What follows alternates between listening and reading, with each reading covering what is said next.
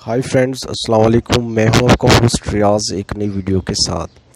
दोस्तों, जो वीडियो लेके आया हूं ये वीडियो उन दोस्तों के लिए है जो स्टूडेंट्स हैं और वो हाई क्लासेस में पढ़ते हैं, जिनको अपने आर्टिकल्स वगैरह या थीसिस वगैरह लिखने होते हैं और वो चाहते हैं कि हम अपनी प्लेजरिज्म को ख़ुद ही चेक कर सकें।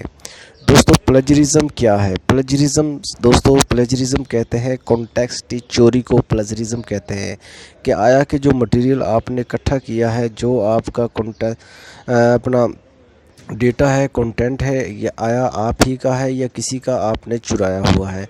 तो इसलिए दोस्तों, यूनिवर्सिटी जो है एक लिमिटेड परसेंटेज तक प्लेजरिज्म की छूट देती हैं। अगर उससे ज़्यादा आपकी प्लेजरिज्म रिपोर्ट आती है तो वो आपको कम करना होती है।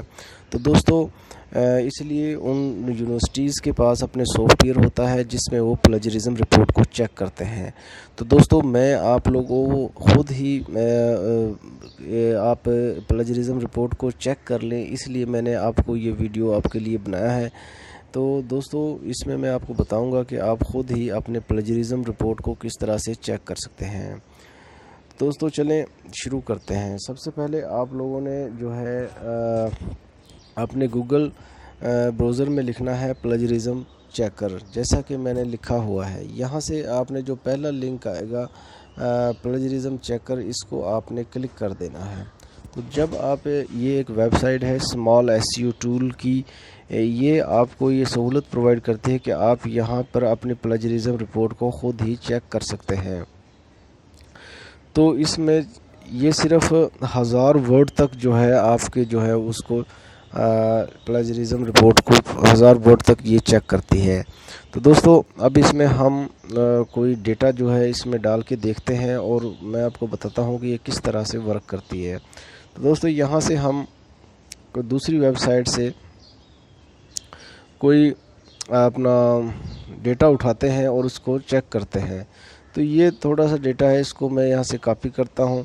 कॉपी करने के बाद जो है इसमें हम दोबारा उसी पर जाते हैं और यहाँ पर इसको पेस्ट करके इसकी प्लेजरिज्म रिपोर्ट चेक करते हैं। तो उसको जो मैंने वहाँ से कॉपी किया था उसको यहाँ पर हमने पेस्ट कर दिया। अब इसको जो है पेस्ट करने के बाद नीचे स्क्रॉल डाउन करके आएंगे तो जब यहाँ पर आपको नज़र आ रहा है चेक प्लेजरिज्म, तो इसको आपने क्लिक कर देना है। जब आप इसको क्लिक करेंगे तो ये कैप्चा आएगा, इसको आपने वेरीफाई कर देना है। इसको मैं वेरीफाई कर देता हूँ।